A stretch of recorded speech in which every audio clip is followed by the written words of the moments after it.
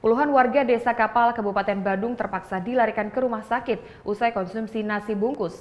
Mereka diduga alami keracunan makanan yang disediakan panitia saat mengikuti upacara melasti. Puluhan warga Banjar Muncan dan Tambak Sari, Desa Kapal, Kabupaten Badung terpaksa dilarikan ke Rumah Sakit Mangusada Badung akibat keracunan makanan.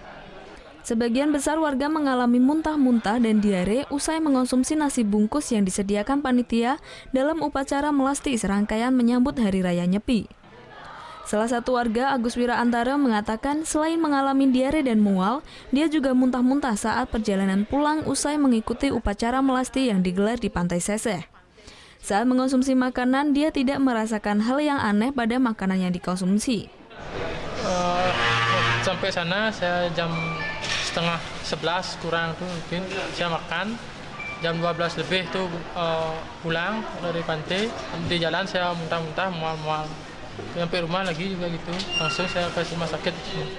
Kabid Pelayanan Medik Rumah Sakit Mangusada Badung mengatakan, hingga Sabtu malam dari 62 orang yang mendapat perawatan, 4 warga masih diobservasi di Rumah Sakit Mangusada Kabupaten Badung. Sedangkan 1 orang harus dirawat inap karena kondisinya belum stabil.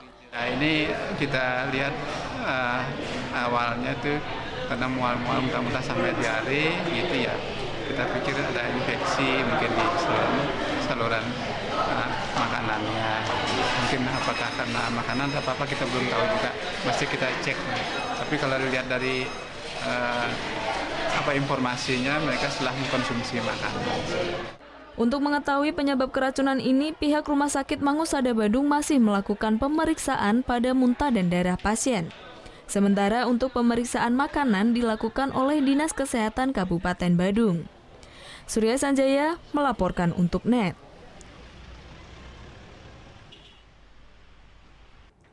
Thank you.